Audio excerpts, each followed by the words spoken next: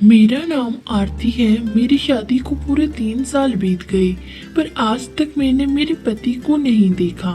मेरा पति अमन जब रात के 10 बज जाते हैं तब वो घर आता है और सुबह मेरे उठने से पहले ही चला जाता है। मैं ठाकुर परिवार से हूँ। हमारे यहाँ औरतें पर्दे में ही रहती हैं। मैंने अमन को शादी से पहले भी नहीं देखा और ना ही शादी के बाद। मैं पूरे दिन बस एक कमरे में ही रहती हूँ। जब खाने का टाइम होता है तो मेरे लिए खाना भिजवा दिया जाता है। मुझे नहीं पता था कि मेरे साथ ऐसा व्यवहार क्यों किया जा रहा है। मैंने इन 3 सालों में एक कदम भी इस कमरे के बाहर नहीं रखा। मेरे ससुराल में मुझ पर बहुत पाबंदियां लगाई गई थी। कोई मुझसे बात भी नहीं करता था और जब रात में अमन आता तो वो भी बात नहीं करता था। शादी से पहले जहाँ मैं खुश मिजाज लड़की थी, वो अब मुरझा सी गई थी। मैं आपको अपनी शादी से पहले की लाइफ के बारे में बताती हूँ। मेरे पापा मुझे अपना बेटा मानते थे। मुझे घर में किसी भी प्रकार की रोक टोक नहीं थी। मैंने अपनी पढ़ाई दिल्ली से पूरी की और जब मैं गांव आई तो सारे गांव वाले पापा से कहने लगे कि आरती बिटिया अब बड़ी हो गई है, इसकी शादी कर दो। पर मेरे पापा किसी की नहीं मानते थे। वो कहते अभी तो मेरी बेटी हॉस्टल से आई है, 2-4 साल अपने पापा के साथ रहेगी, फिर शादी के बारे में सोचेंगे। आज जैसे ही मैं घर आई मैंने कहा पापा माँ, मैंने आप दोनों को बहुत मिस किया। पापा ने मुझे गले से लगा लिया। अक्सर मेरे पास मेरे दोस्तों के कॉल आया करते थे। एक दिन मैं छत पर अपनी दोस्त से बात कर रही थी कि मैंने देखा कि एक लड़का मुझे घूरे जा रहा था। मैं उसे नहीं जानती थी, लेकिन शायद वो मुझे जानता था। मैं काफी देर तक देखती रही, वो अपनी नजर भी नहीं हटा रहा था। फिर मैंने सोचा चलो जाने दो, होगा कोई। मैं जैसे ही नीचे आई, माँ ने कहा आरती अब तू गांव में है तो ये कपड़े पहनना छोड़ दे और ये लहंगा चोली पहन ले, हम सब मंदिर जा रहे हैं। मैं बहुत खुश थी क्योंकि आज कितने सालों बाद में माँ पापा के साथ मंदिर जा रही थी। हम जिस रास्ते से जा रहे थे वो सड़क पूरी टूटी फूटी थी। फिर अचानक गाड़ी के ब्रेक फेल हो गए और सामने से आ रहे ट्रक से गाड़ी भिड़ गई। उस एक एक्सीडेंट ने मेरी लाइफ को उथल फुथल कर दिया। मुझे कुछ समझ में नहीं आया कि क्या हुआ। जब मुझे होश आया तो पता चला कि माँ पापा दोनों ही नहीं रहे। मैं पूरी तरह से टूट चुकी थी।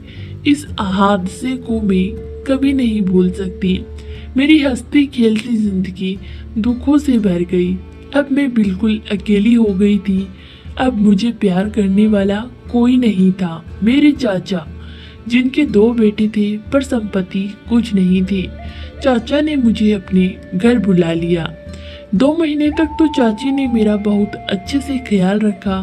पर उसके बाद एक दिन मैं बैठी चाय पी रही थी कि तभी चाची ने कहा आरती तेरे भाइयों की पढ़ाई लिखाई अभी चल ही रही है और तेरे चाचा इतने ही पैसे कमा पाते हैं कि हम सबका 2 वक्त का खाना आ जाता है।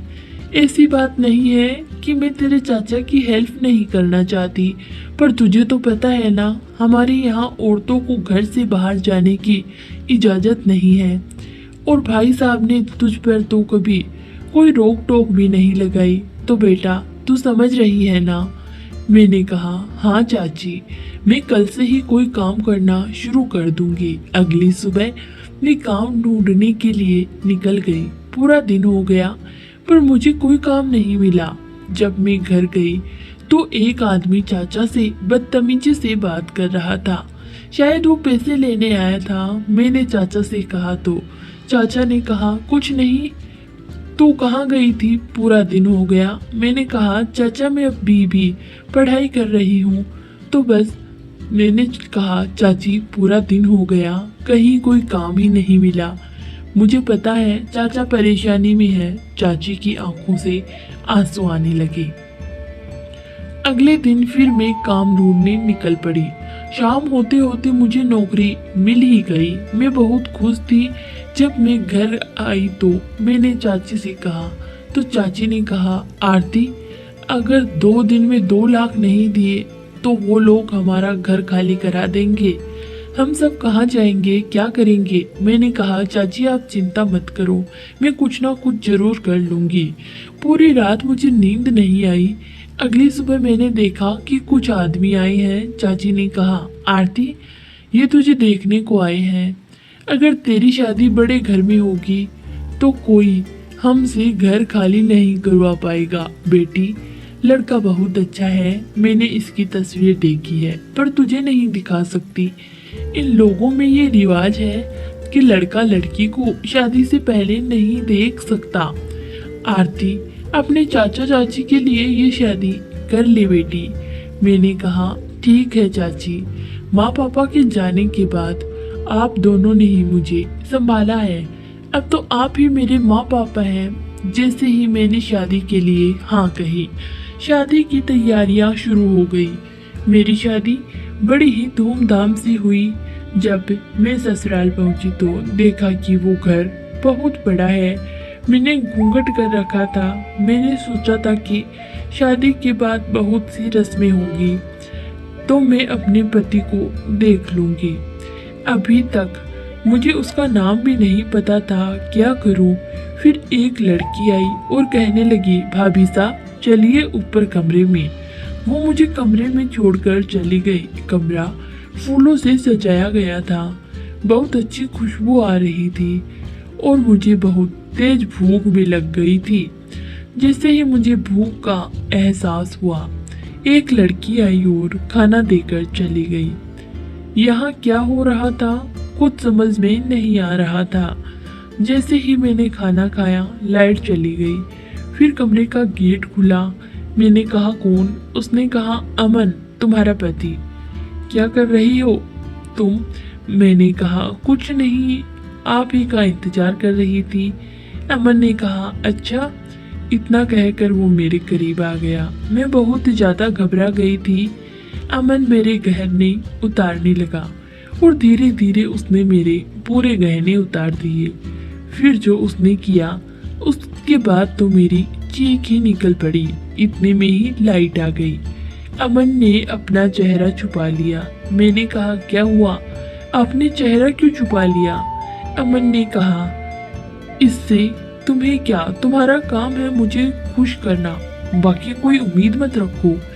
अब रोज यही होता। अमन रोज रात को आता और मेरे साथ पूरी रात सोता और सुबह चला जाता। आज मेरी शादी को पूरे 2 साल हो गए हैं। मैं एक कोठे वाली बनकर रह गई। मुझे अपने से बहुत घिन आने लगी। मैं बहुत ज्यादा परेशान हो चुकी थी। एक रात जब अमन आया, उसने मेरे साथ बड़े ही प्यार से बर्ताव किया। मैं चाहती थी कि अमन मेरे साथ रोज ऐसे ही रहे। अगले दिन मुझे चक्कर आने लगे, उल्टियां होने लगी। मुझे नहीं पता था कि क्यों हो रही है। तब 2 बूढ़ी औरतें मेरे कमरे में आई। एक ने कहा, अरे ये तो माँ बनने वाली है, भर आई हो। तब उस दूसरी बूढ़ी औरत ने मुझे गले लगा लिया। उसने कहा, बेटी हमें माफ कर देना, तुझे नहीं पता कि मैं कौन हूँ, मैं तेरी सास हूँ। अब तू आराम कर, मैं अमन को तेरे पास भेजती हूँ। थोड़ी ही देर में अमन आया और उसने मुझे गले लगा लिया। मैंने कहा, अमन अब तो हमारा बच्चा भी आने वाला है, अब तो आप अपना चेहरा दिखा दीजिए। अमन ने कहा, आरती पहले वादा करो कि तुम मुझे छोड़कर नहीं जाओगी, तब मैं तुम्हें अपना चेहरा दिखा दूंगा। मैंने कहा, मैं अपने बच्चे की कसम खाकर कहती हूँ, आपको छोड़कर मैं कहीं नहीं जाऊंगी। अमन ने कहा, ठीक है, जब हमारा बच्चा इस दुनिया में आ जाएगा उस दिन में तुम्हें अपना चेहरा दिखा दूंगा। मैं बहुत खुश थी, लेकिन अब जैसे जैसे दिन निकल रहे थे तो मुझे बहुत तकलीफ होती थी।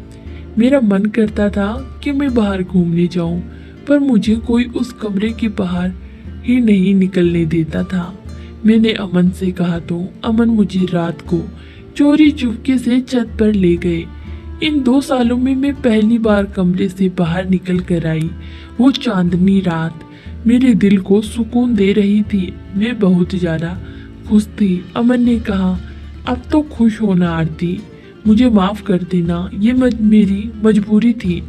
मैं तुम्हें कमरे से बाहर नहीं निकाल सकता।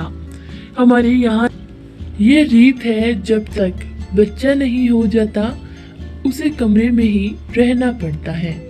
पर तुम्हारा जो भी खाने का मन करे मुझे बता देना, मैं ले आऊंगा। मैंने कहा, अमन आप मुझे रोज रात को छत पर लेकर आएंगे? अमन ने कहा, हाँ, अब तो 9 महीने कब निकल गए पता ही नहीं चला। मुझे एक प्यारा सा लड़का हुआ। घर में सब बहुत खुश थे। अमन मेरे सामने आया और अपने चेहरे से नकाब हटाया।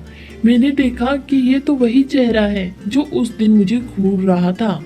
मैंने कहा, अमन मैंने आपको पहले भी देखा है।